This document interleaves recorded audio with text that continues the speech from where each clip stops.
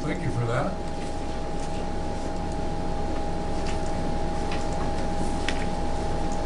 We'll call on your legal mind more often. Frank's got a wee bit more experience than I do on that now. Not in their corporate background, though. They Well, swooped in and sure. took over, and it's not unusual to use different names for different things. Yeah. We should find out someday with Which one you're dealing with. Yeah. That does all the time. I'm really surprised they didn't do it and send it in. Well said, Wade? Yes. Okay, clerk call the roll, please. Mr. Reagan? Yes. Ms. Fox? Yes. Mr. Burns? Yes. Mr. Womack? Yes. Mr. Walker? Yes.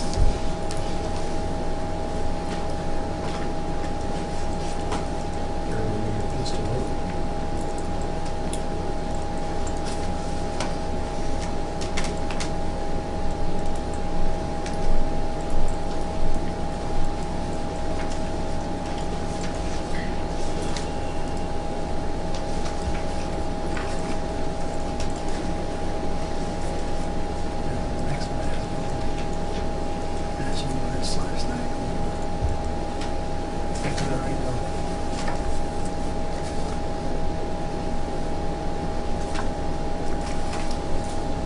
Okay, got it fixed.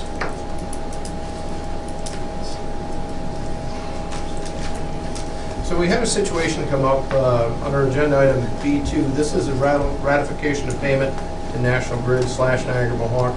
The passenger terminal building, there was a three-phase primary underground cable that was under the parking lot that was too shallow. To keep things moving, we needed to reroute the three-phase primary to its new location at a cost of the National Grid portion is $27,190.17. I authorized payment on that on June 17th, and we paid it immediately. As a result, that's why I'm here for ratification. This is the same problem that we talked about a couple of meetings ago when it came up. Yes. And my concern was, I thought that this was National Grid's planning department's problem, No. it was or our engineer. Our engineer. than our engineer departments. Yes. Or, McFarland Johnson. And I guess I'm concerned why we have to pay that when the engineering firm, in my estimations, caused that problem. We will address that with the engineer. This is only one part of the cost, though. Keep in mind, there's another $40,000 to $50,000 that needs to occur between where the transformer is set and the building itself. So this isn't the full cost with that, but that is on our list of things to address with the engineer. I have mentioned it to them. They know we're unhappy on this point, and they are aware that we will come after them on this. For reimbursement for the total cost, Yes. not just this. Correct. Problem is, we don't know what the total cost is yet. Okay. But we are going to This is- address that with them. Yes. We will hopefully get some satisfaction Yes. from this for And the amount that's of money an that. excellent question for the next time they're here. On camera, on record. Absolutely. What we have is what's on our dime versus what the FAA provides, okay, whatever. The terminal project is our dime. The parking lot, the terminal building. 100%. Okay, is all ours. And so the extension of the runway, the road movement, all that stuff is FAA stuff, whatever. So when we talk about these monies, this comes out of our till. And so when we make these type of choices, whatever, and we move forward with this project, we start to realize that we started with this amount of money, and all of a sudden the cash register is saying, you know, you're gonna pay for this now. And it's like, and so the frustration is with what Doug is saying is, well, wait a minute. The line was supposed to go here, and it gets over there, and it's too shallow, whatever. So an engineering aspect is, well, wait a minute. So now we got to put it on the other side of the road, swing around another way, and there's a transformer over by the terminal building, okay? And so the logistics of what we have to pay for gets a little frustrating because you'd like to say it was engineered correctly the first time, and that's what we're dealing with. That's what we're dealing with. So to add some additional context to that, there's a $25.6 million project going on at the airport. $18.1 million of that is fully funded by the FAA. Everything else is on the Bridge and Port Authority's dime. And at the end of the day, we'll bond the total airport expense, and then we'll pay it over 30 years. What's on the FAA's dime is the road relocation. I say the FAA's dime. I shouldn't say it's 100% funded by FAA. It's not. FAA funds the project 95%. The state funds 2.5%, and then as sponsor, we fund the 2.5%. But effectively, it's all that portion's on FAA's dime. The FAA portion of the project is the roadway, is the runway extension, the taxiway extension, the widening of the taxiway the entire length, and the apron. What's on our dime is basically a $7.5 million project, which is combined of a terminal expansion and a parking area creation. And the parking area, the reason that we're doing that is that's revenue generation for us that will help pay for the project, because we don't actually make our money off Allegiant, we make it off passengers going through the airport through a combination of what they pay for parking and also a $4.50 passenger facility charge. That's kind of how everything fits together in a nutshell. So as you can see, we're really sensitive to things that come through on the terminal side of the picture, because that's 100% on our dime with no opportunity to cost share with anyone on that. So that's why we're having the discussion we're having. Fair enough? Yeah, and like I said, as long as we're going to get some reimbursement back from this. There is about, my guess would be probably about $70,000 associated with this issue. This is the first actual cost. So we'll see where it comes out, and we'll keep it on our list of things to discuss with McFarland Johnson. And I'm 110% in favor of your statement. But to be fair, we couldn't put on the brakes for $27,000. We just don't have time to say, hey, who's going to pay for this? We have to pay it for it, get it going, and then deal with those issues afterwards. And that's a very important thing that you just brought up, just to expand on that. Why is this important? We needed to do it immediately because the shutdown of the terminal started June 26th and ends August 27th. And during that period of time, we have to rip the terminal apart and get it back together. And to do that, you have to have power in place. One of the key components of being an authority versus the city or a governmental agency is exactly this type of situation where this is why you can do this project in 3 years versus 7 years, because of right here, we're going to make movement. I don't have to public forum, I don't have to go back and forth and change orders. So this is exactly what happens, how you can speed up the process, exactly what we're doing right here. This is a great example of why cities don't take this on. And I think that's why Legion looked at us, okay, as, well, wait a minute, this is an easier way to make movement and make transactions and things happen. And so that's obviously, that's our cabinet, or not our cabinet, this is our plus, and we use it that way. And another thing that the board has done, they've given the staff a special leeway to make these decisions, because you can't have a meeting, well, we didn't have the people, but now we do. You can't have a meeting every time something like this comes up in the middle of a construction project as big as this one is. But Wade's always taken the position, yeah, I'll make that decision, but I'm bringing it to the board because they're going to give me the final approval. Even though he may poll the board, we want something on the record that says everybody agreed with the process.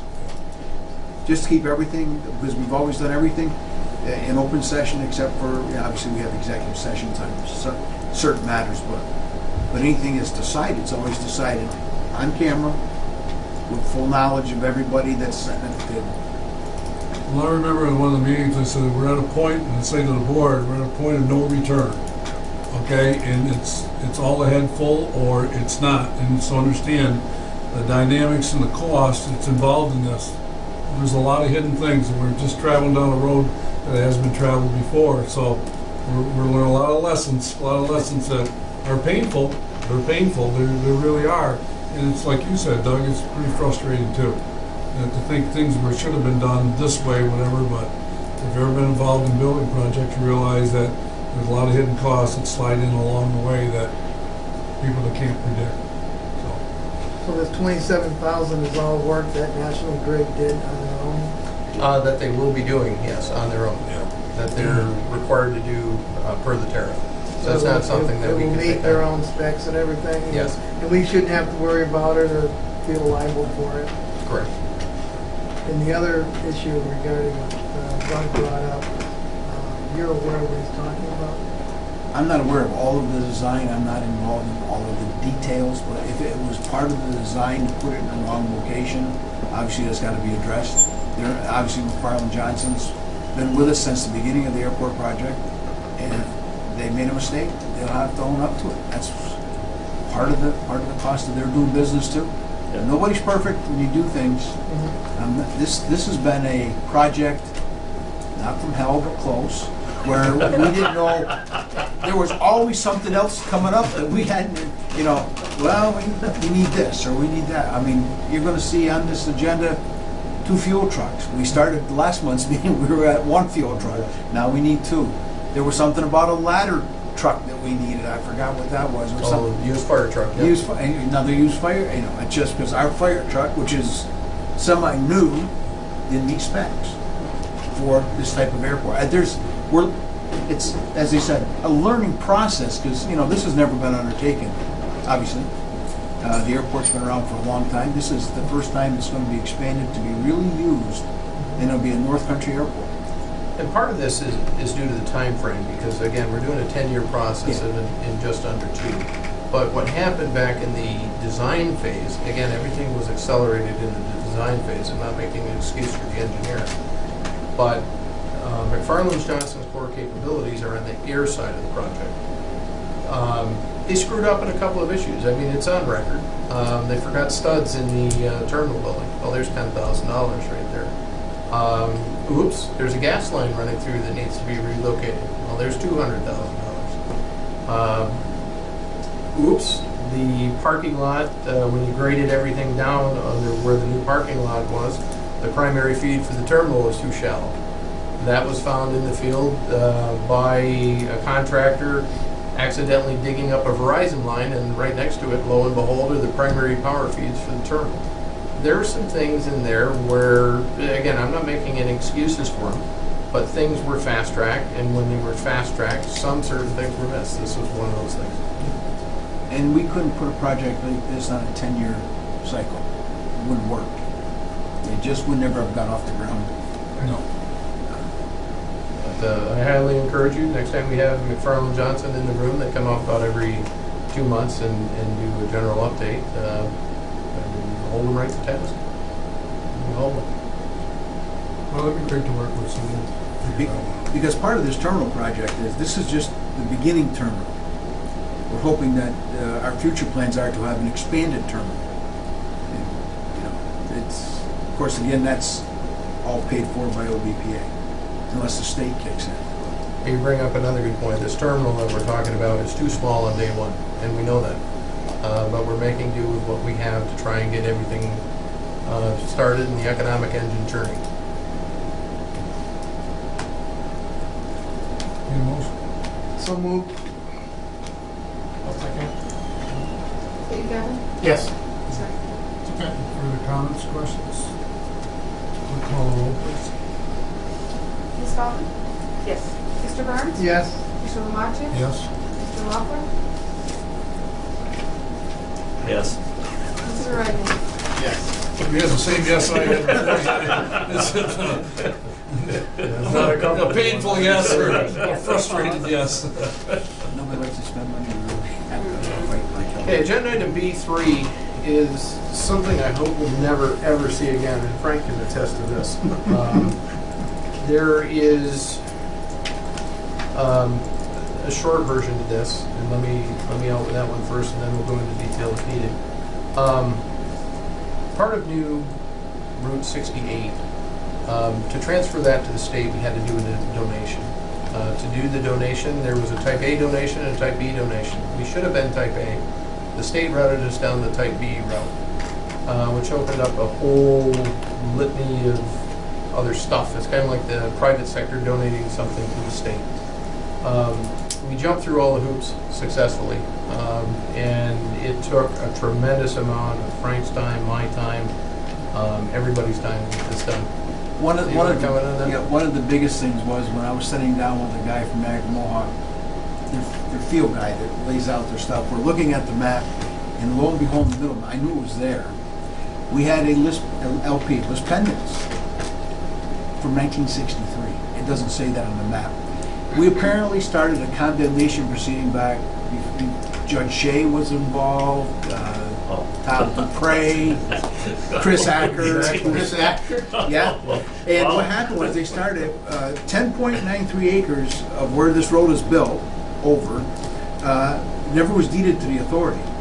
Now, I had to go back and, so I said, wait, give me permission, we gotta do something. This guy's raising a question, so I went and read 300 pages worth of record to get to what I really wanted so I could have copies made. And apparently, in 63, the action started, it was tried, the decision was in 69 by the commissioners. They actually did an order and signed by the judge, saying we own the property. The guy died 2 months later that we had gone after, so we never, nobody finished it. They looked through all their musty records here, and there was nothing in the county.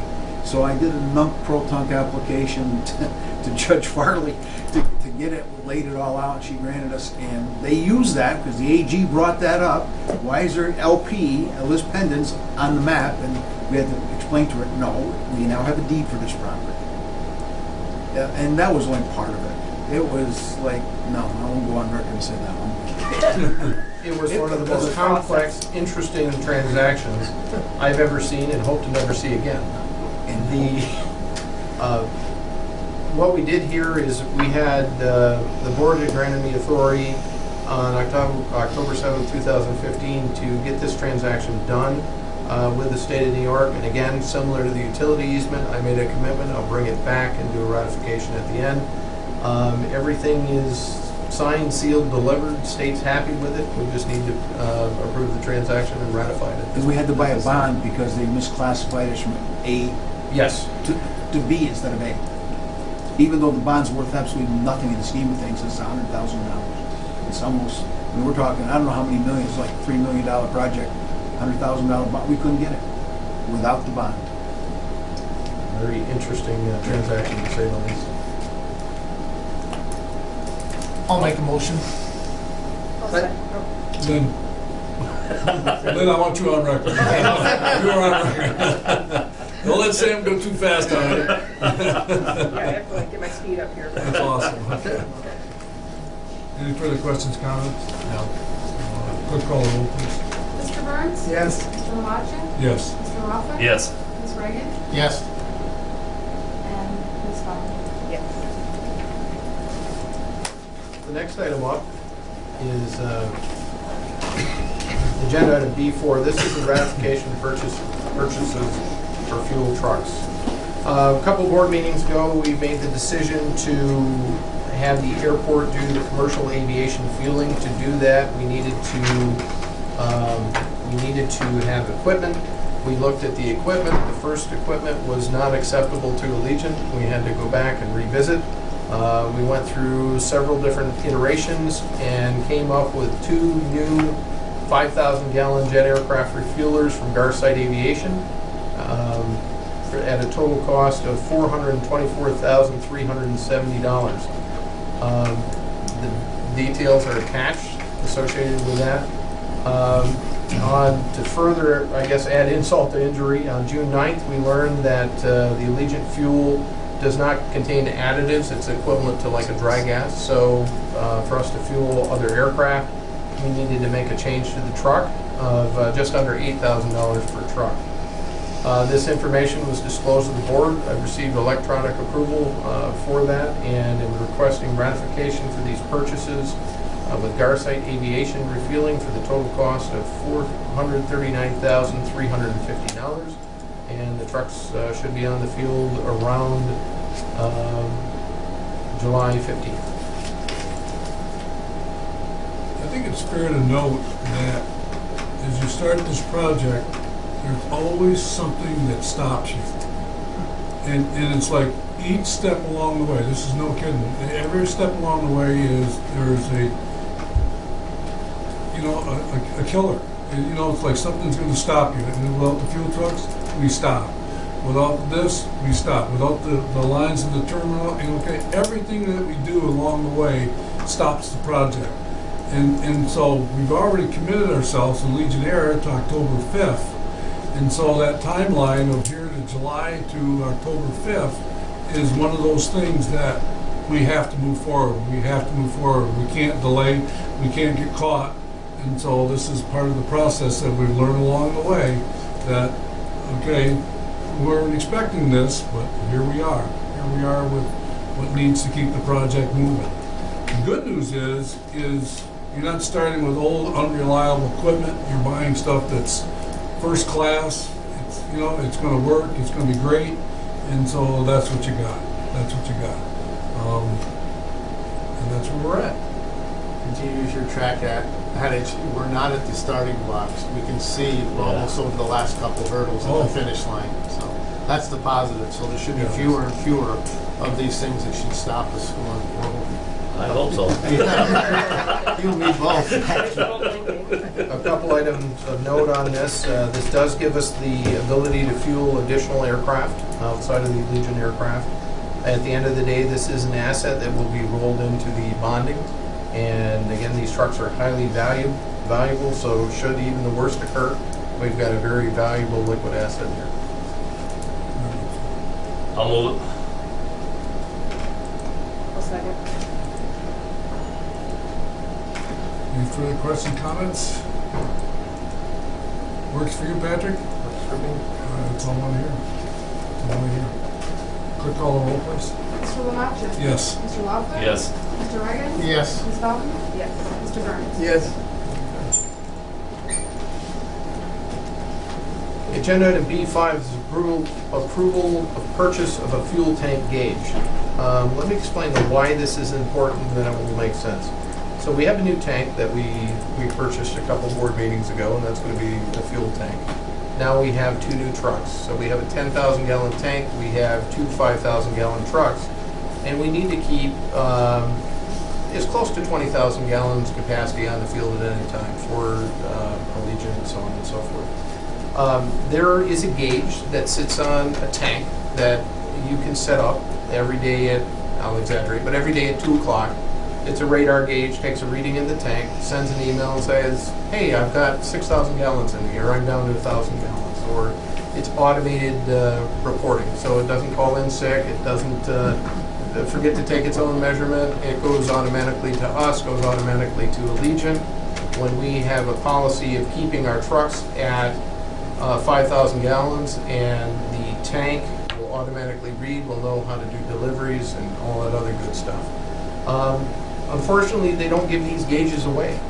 These gauges are expensive. They're about $12,682 to get one of these to put on the tank.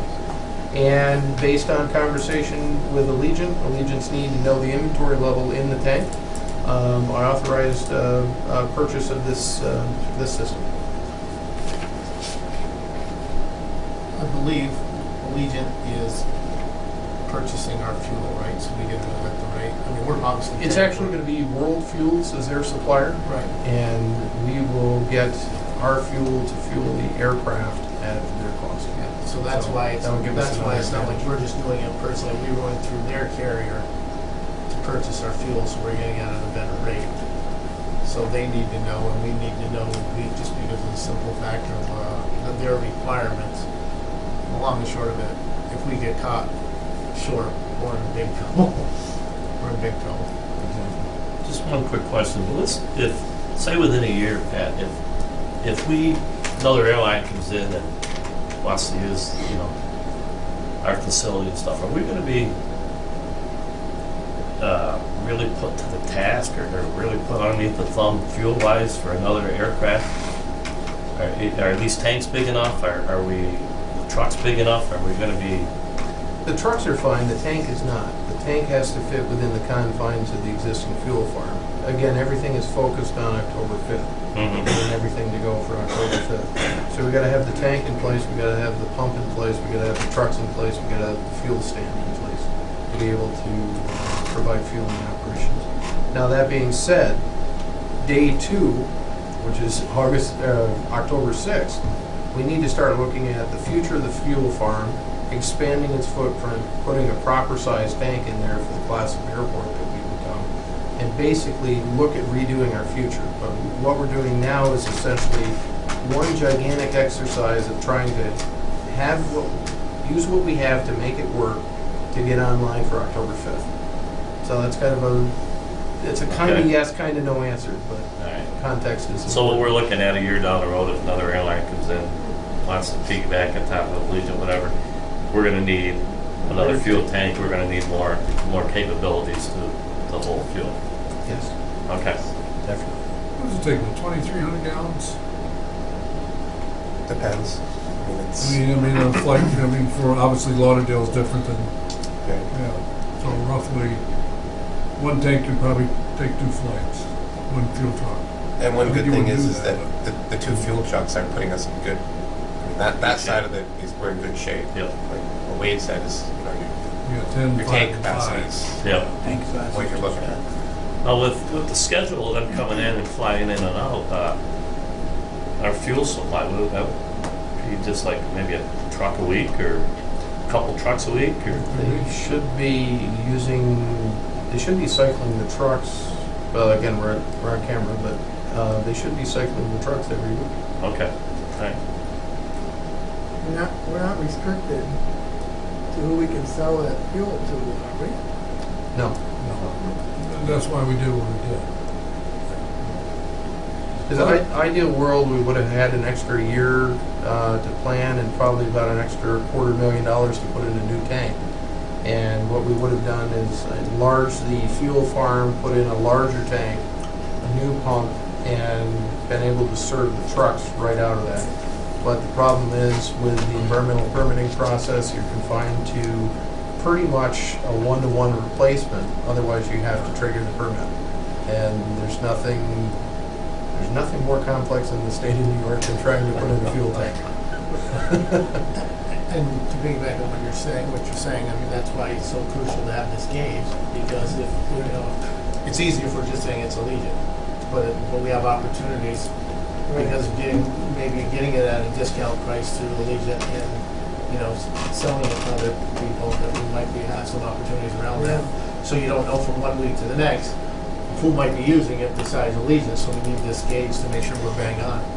So the communication with the fuel company will be pretty important too. then. Yeah. Yes. Yeah. So for example, when this gauge is set up, it will automatically notify accounting, it will automatically notify World Fuels.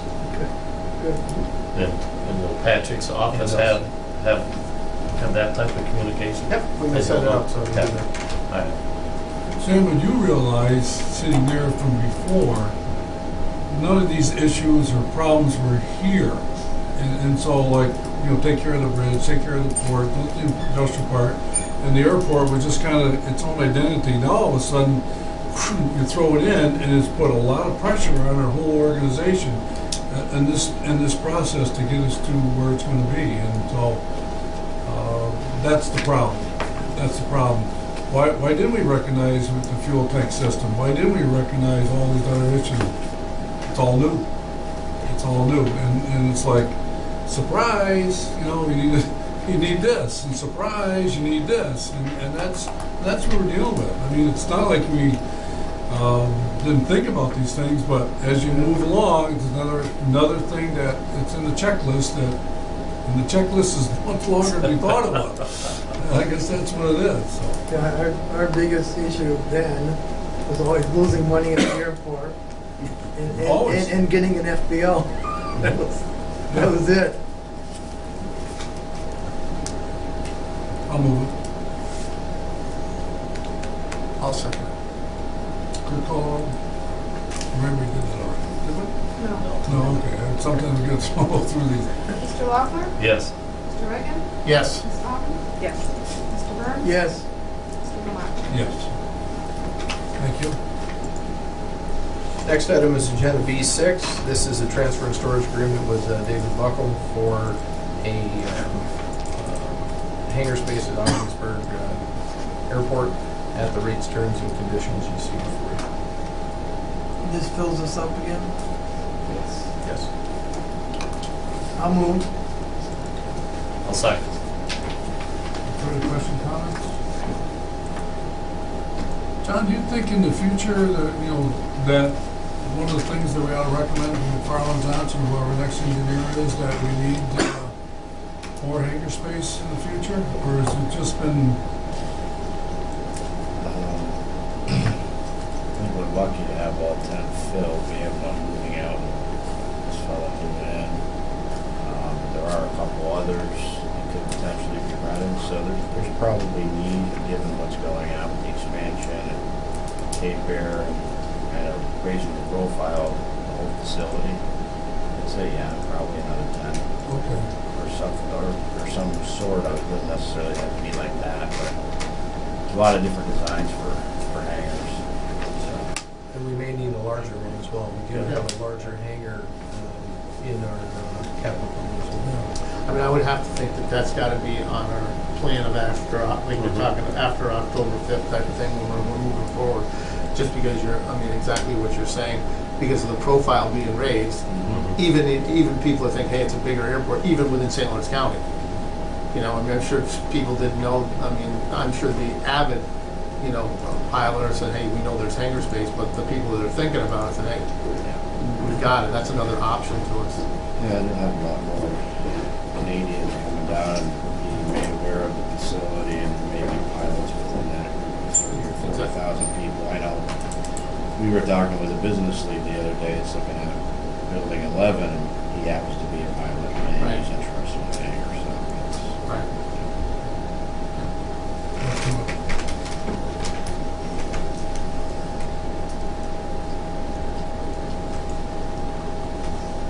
Clerk call the roll. Mr. Reagan? Yes. Ms. Dalton? Yes. Mr. Burns? Yes. Mr. Lomacki? Yes? Mr. Waddle? Yes.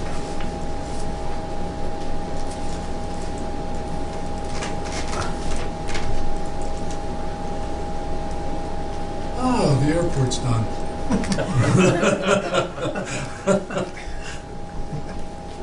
Not so, eh? You wish, right, Patrick? Agenda item C1 is approval of an Albertine and Courier proposal. Let's go back to why this is important and why it's here before us. The grain bin project, as you recall, we shelved that back in January because the bids came in much higher than expected and we didn't have the money for it. We didn't have the funding. As a result, the Empire State Development Award for $200,000+ was reprogrammed over into the baggage claim at the airport, along with a $500,000 Empire State Development grant for the baggage claim property.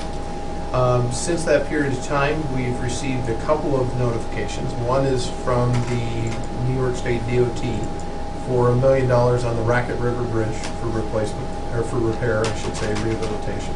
And the other is $2.6 million from the state of New York reimbursable grant agreement, which covers the grain bins and the Grass River Bridge and a portion of the Racket River Bridge. So therefore, as this money is all tied together, you have to do, with the description, you have to do 2 bridges and a grain bin. So grain bins are back alive.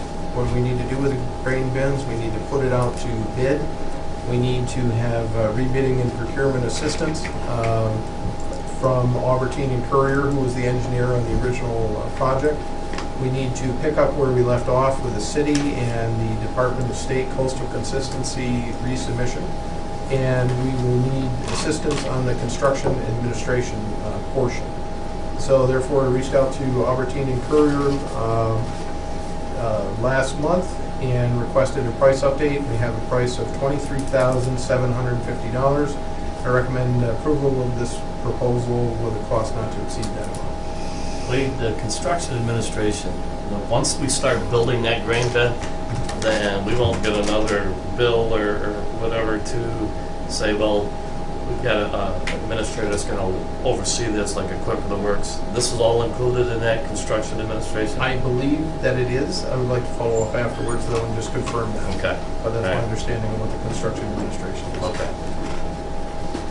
What's crucial in my mind is, before we started this project and realized the money that was appropriated to help with wasn't enough, and the cost was greater than we could, really go, and so we rescinded it. And so now, what you're saying is we're gonna do this again, and this time, no matter what it is, we're building it. We have to Within build this reason. because the $2.6 million is Says we tied have to. to a grain bin. Okay, and there's a difference, Yes. between the two. So this time is, we realized that the way we handle grain and flat storage, if you go down there or whatever, is not the way that we want to handle that product anymore. As far as efficiency, cleanliness, quality product, and the integrity of how you manage the system, whatever. And so now, this is what we found out, is now we're gonna, this time, with the help of Senator Ritchie, this is something that is really gonna make a huge difference at the port, the way we do business. It also opens up storage space that we put grain in now for Right. other products. Yeah, so dry storage in different ways, yeah, so. Well, to give you an example, that picture in the left corner of the boardroom right there, where you see the dump truck, the underbelly conveyor, and the rail car, you cycle that to a building, dump it on the floor, stockpile it, and then load it on a truck. Everything all in, that costs the customer $4.50, big picture. The grain bins, when we put them into place, there's automated unloading, $1.25, $1.50 should take care of the whole thing. So it's going to substantially increase our volume while decreasing our costs. Each one of these grain bins holds about 10 rail cars by comparison. Question, no, a couple questions. In the 2.6 million, this being a requirement, the grain bins, is it broken out on how much we have to spend on the grain bins? It's under development, but it is not dollar officially specific. broken out yet in the contract. Okay. Secondly, I remember the last time around, we got proposals on like 1, 2, and there was different, There were different Remember we options. said there's Yeah. different options? Yeah. I would suggest that we look, have that same type of proposal to give us an idea of which way we want to go. Because we obviously have to, if it's a three-pronged approach type of thing in the 2.6, we got to make sure we're getting our bang for our buck to be able to take care of as much of these 3 projects as we can. Exactly. One of the concerns I raised with DOT, I said, we've got to be careful here because we don't want to set the budget on the grain bins at one point. I'm going to make up numbers. Right. We don't want to arbitrarily set the budget on the grain bins at 1.3, put the grain bins out to bid and have them come in at 1.5. Right. Because then we don't have a project. Right. So we need to kind of take an educated guess as to where to set the budget. You're setting the budget on the one side for the grain bins. On the other side, you've got the rail project, which is going to be, even though they're part of the same project, they're going to be 2 separate subunits, each handled by a different side of DOT. Because, and I'll be quiet after this, because of what we all know, and it's something, I mean, this is generating revenue. This can generate revenue. Yes, So- absolutely. So we all know this is really important.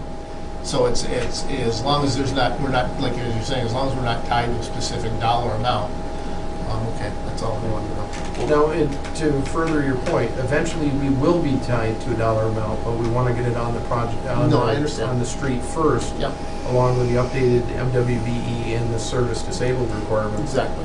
And so we get an answer back, and hopefully we can get that answer back prior to the state setting that budget in concrete.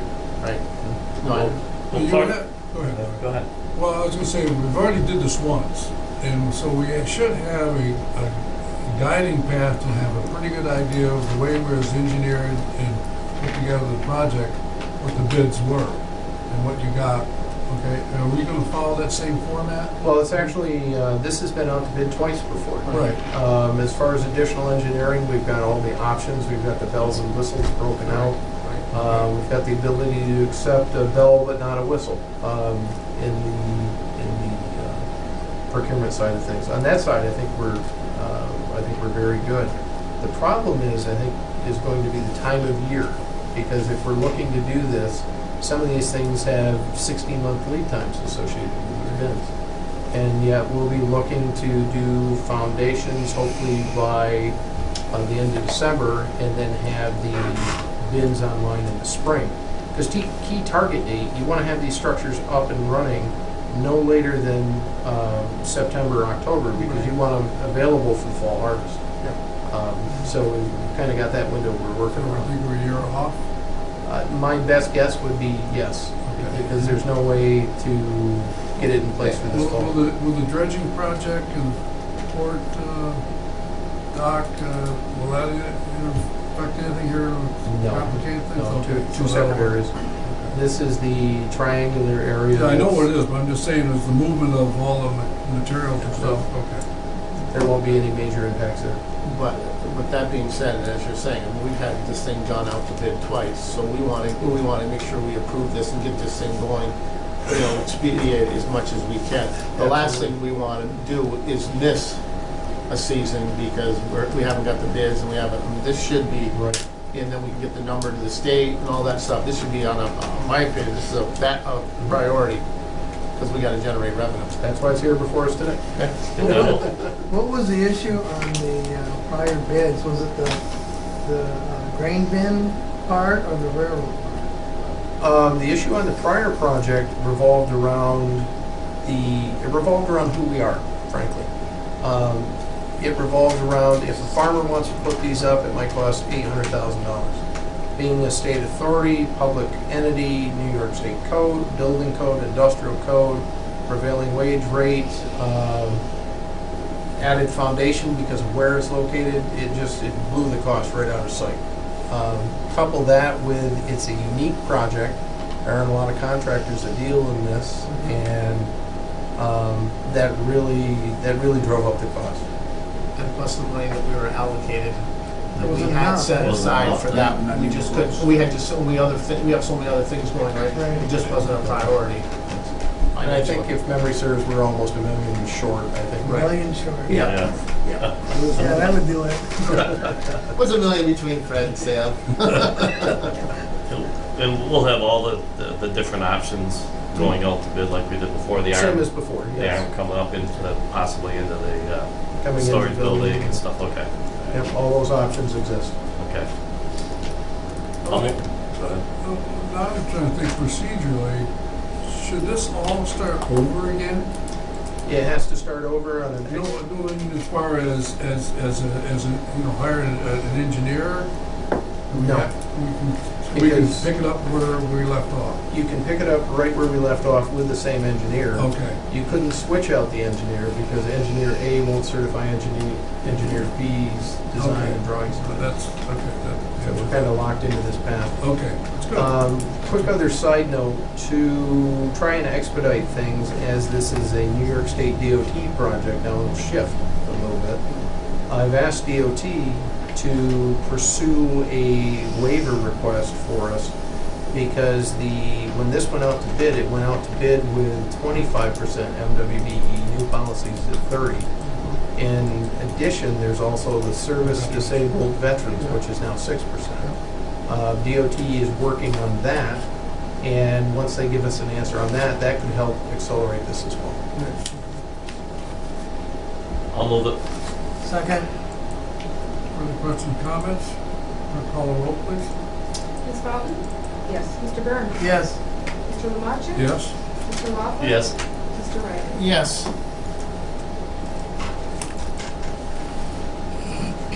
As we occasionally do from time to time when we reject bids, and that's what agenda item C2 does, this is for underground fuel tanks.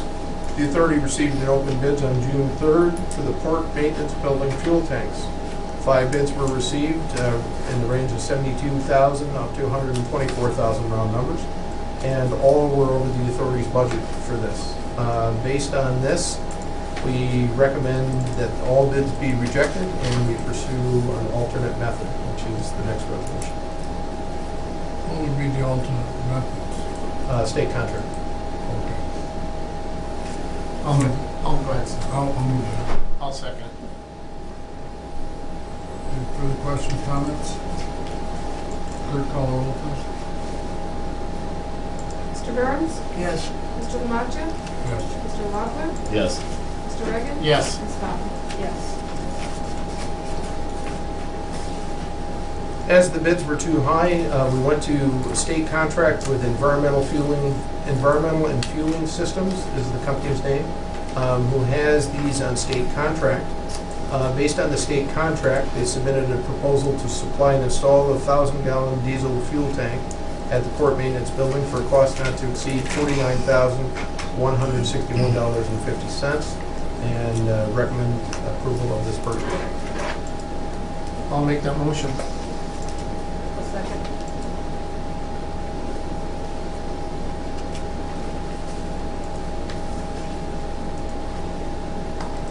Any further questions, comments? Clerk call roll, please. Mr. Lamacha? Yes. Mr. Lockwood? Yes. Mr. Reagan? Yes. Ms. Hoffman? Yes. Mr. Burns? Yes. We had another late arrival, agenda item D2 is approval of agreement of engineering and technical services agreement with Tisdale and CLE Engineering. This is on our port project, our dredging project, and our deepening project that we have going on. This is for marine terminal engineering services. It's a follow-up to the request for proposals. We reviewed the top 3 firms. We're authorized by the board to negotiate with Tisdale and CLE to provide these services. You can see the rates and terms associated with the various steps, and recommend approval of this agreement with Tisdale and CLE Engineering for a cost not to exceed $1,090,000 for the marine terminal expansion project and $157,000 for the harbor deepening project respectively. Maybe we need to explain everything here, maybe a little timeline of what we're dealing with here. So we are, let me show you on the diagram here. It's probably easier to point to the diagram. So what we have going on is we have a dock wall extension that goes from here to here. And what that does, it makes a second parking place, a second berth for a ship right here. So normal procedure, when a ship comes in, offloads part of it here, part of it here, part of it here, then we cart it all over here and make a pile. And it costs, draw numbers, about $200,000, which gets passed on to every state, county, municipality, federal government, and in the region. So what we did is a couple of years ago, we said, well, let's extend the wall, deepen it so a ship can come in. And we started working with the Army Corps of Engineers on the deepening project because they take a long time, and federal projects take a long time. So we took about a 5-year program, we collapsed it down into 3, we fronted some money, and we said, Army Corps of Engineers, do a study, a Section 107 study on this trench, and tell us, does it make sense? And we're just about through that process, and the answer is yes, it does make sense. So in the meantime, we knew that the federal project wasn't running way ahead, and we had all very good data associated with that. We put a placeholder in last year's state budget. We tried to shop the project early because we knew it would take several years to get funding. Well, what happened, it was such a good project, and it was so far along, it was awarded by the state. So the state gave us $10 million, for instance. I need to back up a step because there's a key person I'm leaving out here, and that's Senator Patty Ritchie. Now, Senator Ritchie, when we first started looking at that rectangle with the Army Corps of Engineers, came up with $200,000 that we can use on the federal project. That commitment helped leverage the state money, which helped leverage the additional federal money. So the federal project was running way ahead. Then the state project was running way behind. Then all of a sudden we received the governor's award, and now the federal project's been playing catch up ever since. Over both of these projects, we need to have an engineer and we need to have marine services, because we're trying to get the federal project to run at the same cycle with the state project, and when we do that, there's about a $2 million savings to be had there. So what we did is we put out a request for proposals for engineering services to the world. We interviewed 3, selected 1, open negotiations, and this is the price that came back associated with what we need at this point. That's kind of a long-winded explanation. Well, but it's amazing when I think back of the process and thought this through, and going down to Buffalo, meeting with the Army Corps of Engineers, and representatives from Gillibrand and Schumer were there, and that just sparked the whole thing, whatever.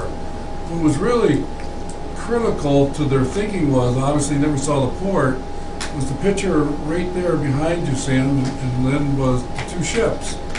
And they said, oh, two ships. They didn't think about what was next, whatever. So that photograph was a selling point to say, you know what, this is what it means to the Port of Ogdensburg, that this is a viable project that could really change the way we do business here.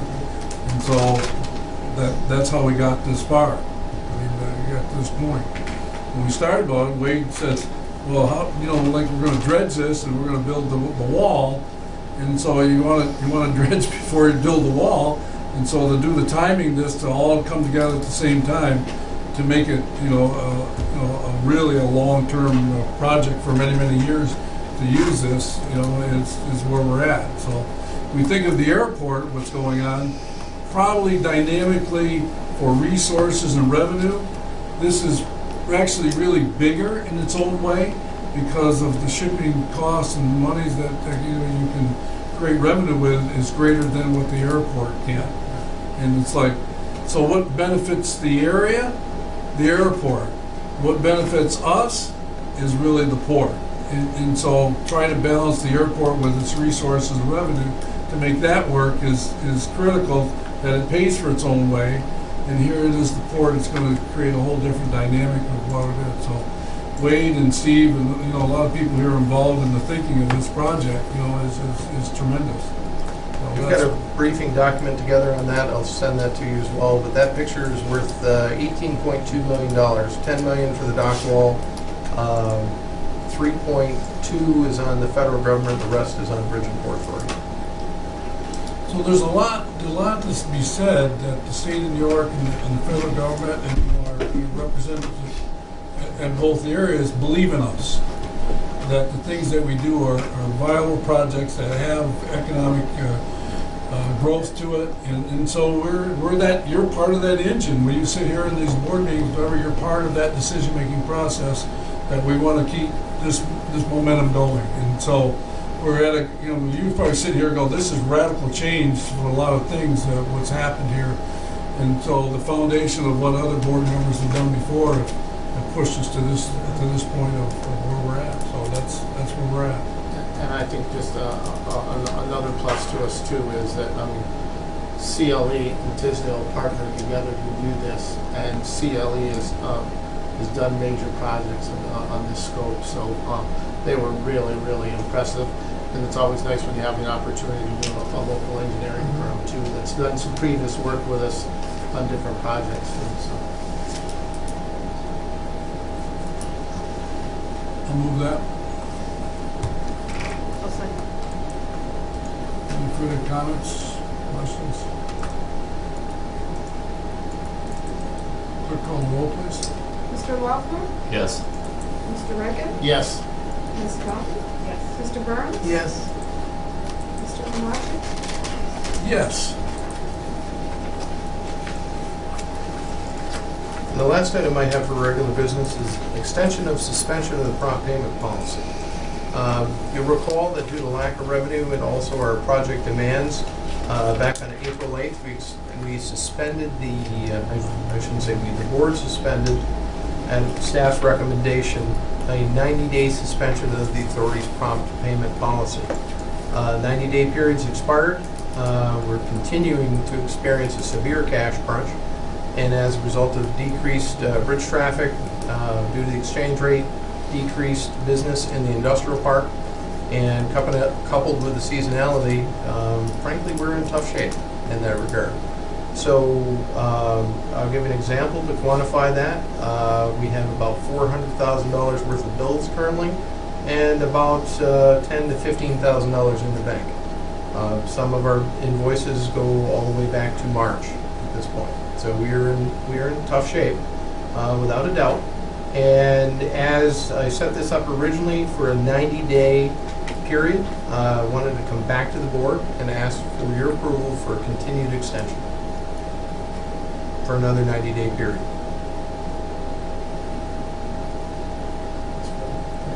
Let's see, 90 days gets you to end of September, October, Yes. into October. Yes, we should be talking about this again in our September, October meeting.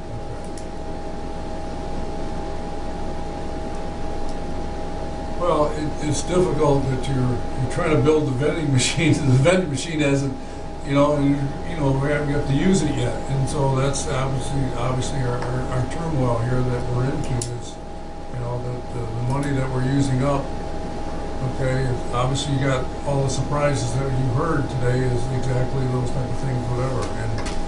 And so what you need to understand, some of the part of the process here, whatever, is John Morrison down there is part of the thing that we realized that we needed another marketing person.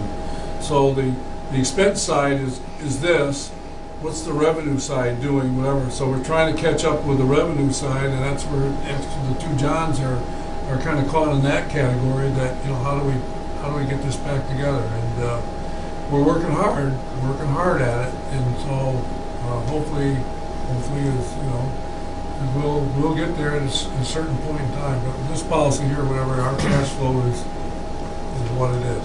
Well, let's bring it down to a kitchen table discussion for a minute for economics. At the same time, in our home, we're building a driveway, we're putting in a pool, putting on a deck, we're building an addition on the back, and oh, by the way, we're digging a new section of basement. And we're doing that all on a cash basis. There's the problem. We're doing great things, but there is enough cash to go around. And that was one of the things that you'll notice new board members in our audit report. One of the auditor's recommendations is we get an operating line credit associated with the authority, so that way we can cover some of these shortfalls and not have to do this. This is kind of the dark side of a good thing, in my opinion. This is everything we're doing to expand and create jobs and everything else has a corresponding cash crunch. At the same time, our revenue's down. Well, hopefully September, October comes, we'll have some revenue coming in from our busy season right now at the port with the windmill project and some of the other things going on down there with our grain and stuff like that. So hopefully that'll really give us a shot in the arm. Plus, don't forget the airport parking lot will come online, generating revenue. That should go a long way towards taking some of the pain out here. But in the meantime, we've got a lot of local unpaid bills. So, go ahead. And I'm as fiscally conservative as anybody. I mean, and being the finance chair and being the treasurer, and as Don knows, those are, you know, you don't take those things willy-nilly. But to be honest with you, Wade, the amount of projects that we have going right now, you guys have been kind of brought up to speed. Let's say it's 60 miles an hour. I mean, when we're talking $18 million projects and we're fronting this amount of money and that amount of money, everything we did to get this airport going was on our dime. And it's not like all of a sudden we said, hey, engineers are going to come and do this for free. We've been paying bills and we've been doing things all along. And now that we see light at the end of the tunnel and things are start coming this way. Okay, we got a ship out there right now. We can generate revenue and we're going to be building some things. These grain elevators should have some opportunity. So I don't really like your adage of saying I'm putting in a pool, because we're not putting in a pool. We're putting in things that are going to generate revenue for the authority and going to give people the opportunity to do work in St. Lawrence County. So it's not like I'm just saying, hey, I want to spruce up my house. We're doing things that are going to have a direct benefit to the people in St. Lawrence County. So I don't want people to think that. And why I said at the other side of the coin, I'm shocked we're only at $400,000 out of the magnitude of projects that we got going right now, and that's all we're behind. I'd like to applaud you more than say, hey. So when we took this back in April and said, hey, we're going to suspend this, none of us said, hey, we like this. We'd rather be flush and say, hey, we don't have to do this. But we know the reality of the things that we're doing for the authority and for the people of St. Lawrence County. In the long run, it's going to benefit them more by us suspending this and maybe having to put off our creditors a little bit. But in the long run, we're going to be way farther ahead than if we didn't do anything at all. Well, that's just it. I mean, it's all about creating jobs and investment. And again, to your point, bad example in the house, I get it. Take the pool. Yeah, take the pool. I'll pool. Wait till the kids find out. Hey, Now that tomorrow. board meeting, the pool's gone. It's 90. It's going to be 90 today. Let's do it tomorrow. But, this is important because this gets to the core of who we are and what we do. Right, When right. we have vendors that are hanging out there for now, in some cases, more than 180 days by the time everything is all said and done here, that causes concern. We need to get our operational line of credit in place. That'll help alleviate some of these concerns. But in the meantime, this is the option that presents us. It's not the best one out there, but it is one that reluctantly we need to bring forward. That was my question. Are we starting to work on that line of credit that was talked about with the auditors and stuff? Are we? Now that our CFO is back and deputy director, yes. All right. So we're gonna. So maybe it won't take 90 days.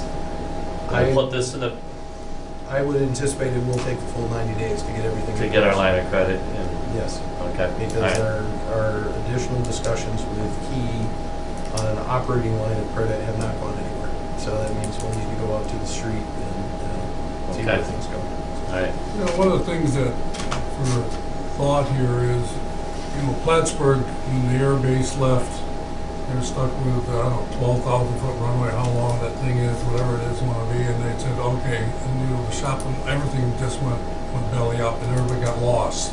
They were lost, and they realized that they need to invest back in.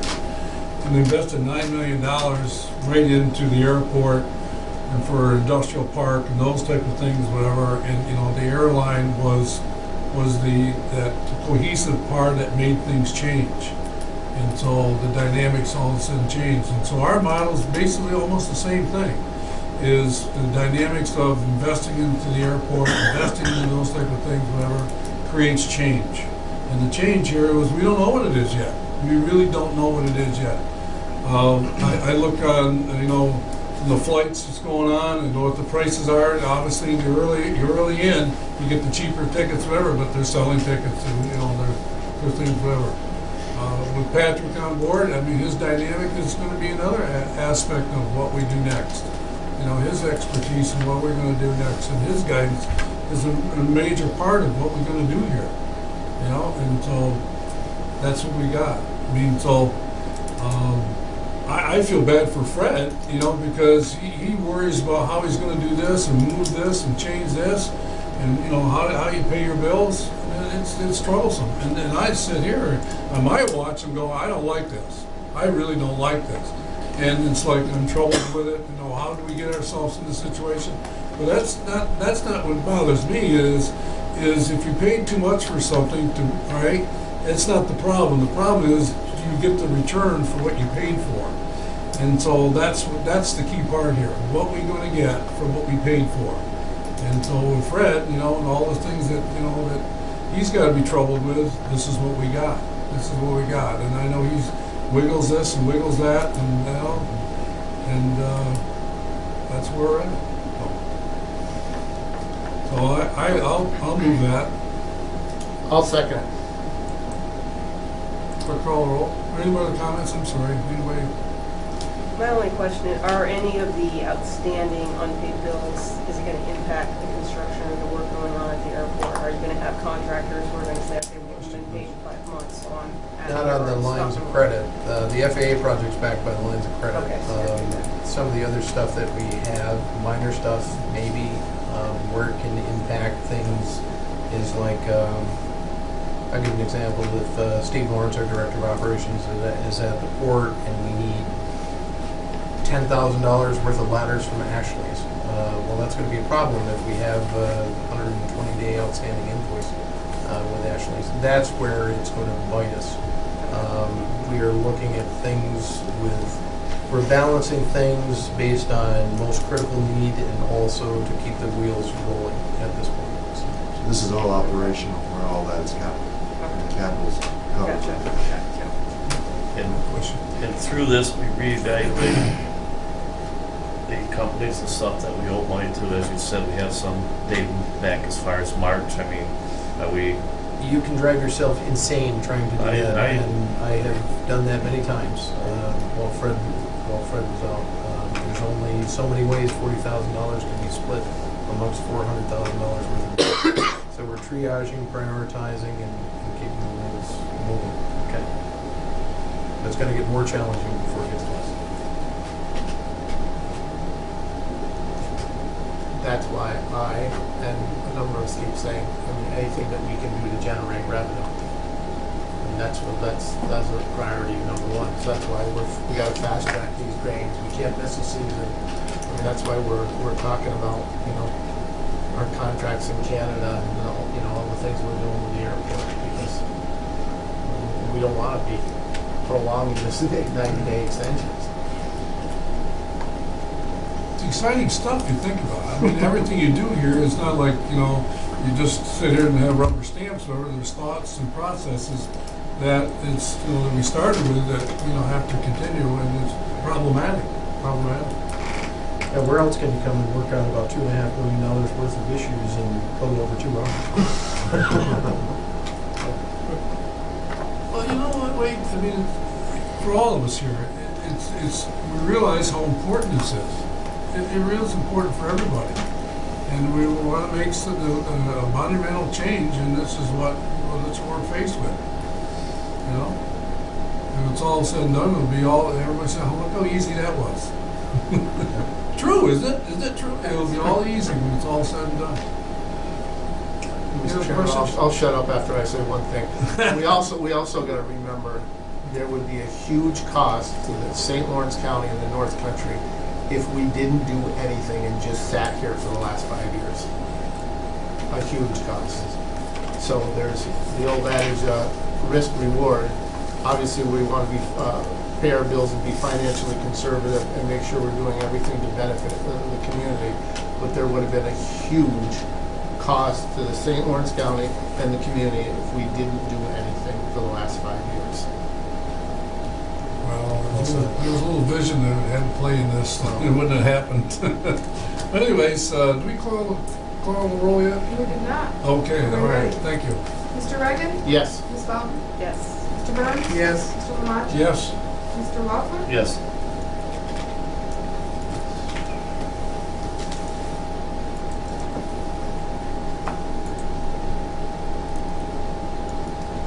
Mr. Chairman, that concludes the regular meetings.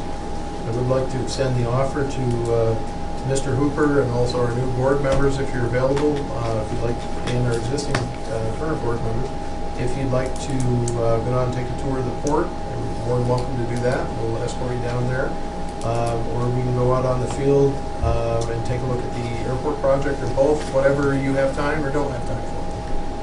We'll leave it open-ended. I'd like to go. I have about another hour before I have to have some afternoon meetings. If you folks want to, questions you have for us, I mean, I know that each decision we are trying to, build in dialogue to help you understand some of the dynamics of what we're dealing with. Any questions that you have, maybe you want to ask on camera or whatever you want to do, that's up to you. But any thoughts that you have and that you want to ask or anything? Are you okay? Or I'm assuming are those big fat binders coming our way? Is there some kind of background information that we can Matter of fact, there are.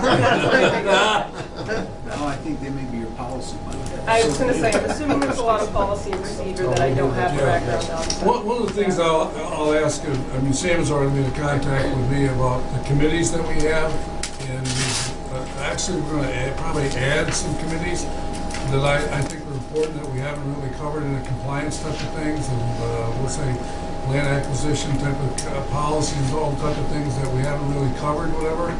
But one of the things that you can think about is what committee that will share with you what you feel that your interest as well as your expertise will fit in, and because I think that's really important. When we do that, and so when you're the chair of that committee, you drive that committee. You drive it. I'm part of the committee at all the committees, but you are like Doug is facilities chair, and he's a finance guy, whatever, and so you will drive that committee and where you want to take it. The railroad committee, the marketing committee, personnel committee, and just other things off the top of my head, whatever.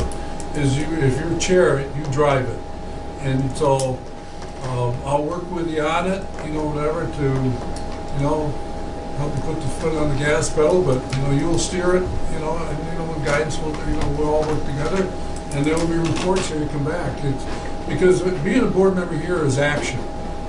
you're an act, you just don't come in here and just say, okay, this is, I agree, yeah, no, you drive this. And so that's an important element of your role as a board member to do those type of things, whatever. We're not here to create problems, but we're here to create an atmosphere that improvement is always good, and that's what we want to do. Change is good. And we want, allow that, whatever. And so whatever you think is, works for you, Tisha will give a copy, and we'll kind of email you back and forth, and I'll kind of communicate. And if you want to personally meet with me, I'm obviously, very open to do that anytime you want to. Discuss anything that, that you think that works for you. So, for me, I welcome you, welcome you here. I'm so excited to have you on board. I think you bring some real sincere talent to what we want to do here. And, this is, you can feel the excitement. And kind of go from there, whatever. So today was, trying to get your thinking going, whatever. It's you have a huge responsibility, as you can now see. Let me show you on the screen a quick reference, if I may. This is our website. If you go to our accountability tab, you'll see a couple things in there. On the right-hand drop-down, there's our mission statement, our management audits, our reports, our policy guide. Everything that's in this binder is online and up to date. Board meeting minutes are there as well. That's a good go-to for any time you have any questions about anything. It will show everything from board members to committees to, it's just kind of your one-stop shop there. And again, if you click on our policy guides, like let's say you had a question on our procurement policy, you could go right in here and let's say we had a, let's say you wanted to know how we get rid of or how we dispose of real property. Disposition of real property policy, boom, there it is. Click on the link. That one must be a larger one. Let's see what else is interesting in here.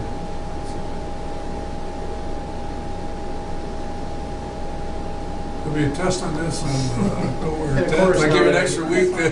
Now that I'm demonstrating it, it doesn't work, but document record and retention policy, right there, boom. Pulls right up. You've got the same thing that's in your binder right there.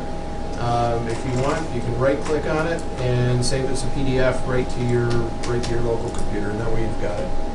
Good access, and we will ensure that that is fully up to date. We're still working on a few things.